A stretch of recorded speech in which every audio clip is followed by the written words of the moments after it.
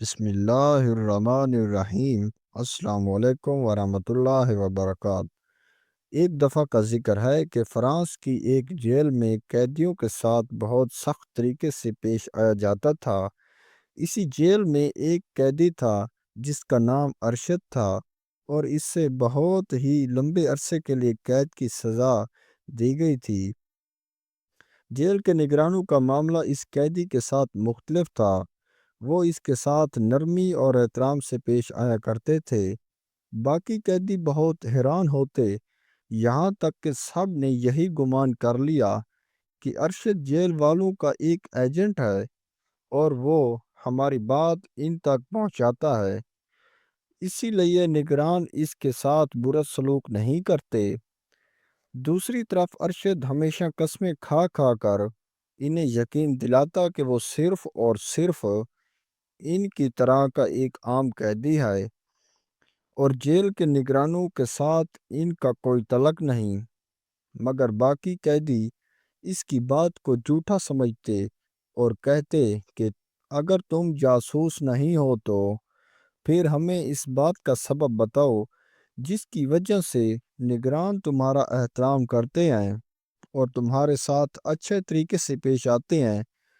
ارشد کو انہیں سچ بتانے کے سوا اور کوئی راستہ دکھائی نہ دیا۔ اس نے سب قیدیوں کو جمع کیا اور ان سے پوچھا، تم لوگ اپنے ہفتے وار خطوط میں کیا لکھتے ہو؟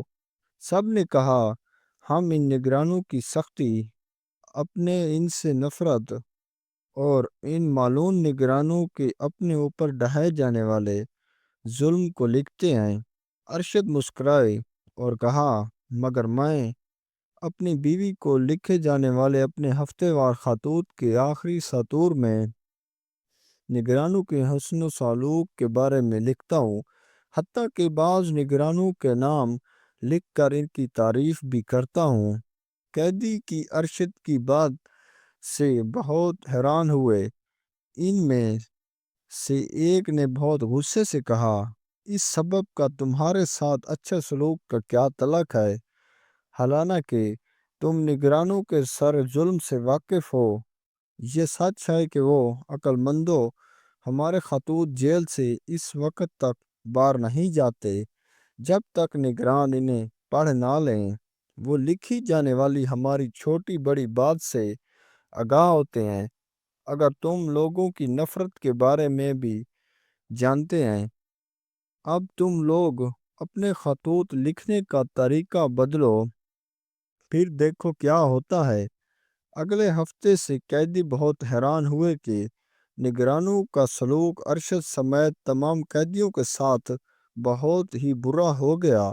ارشد بہت حیران ہوا اور سب قیدیوں کو جمع کر کے پوچھا کہ تم لوگوں نے اپنے خطوط میں کیا لکھا تھا؟ سب نے کہا، ہم لوگوں نے یہ لکھا تھا کہ ارشد نے ہمیں ایک نیا طریقہ بتایا ہے کہ کس طرح نگرانوں کو دھوکہ دیں اور ان کا اعتماد اور رضا حاصل کرنے کے لیے اپنے ہفتے وار خطوط میں ان کی جھوٹی تعریفیں کریں۔ اگر ہماری ویڈیو اچھی لگے تو اس کو لائک کریں اور سبسکرائب کریں۔ والسلام۔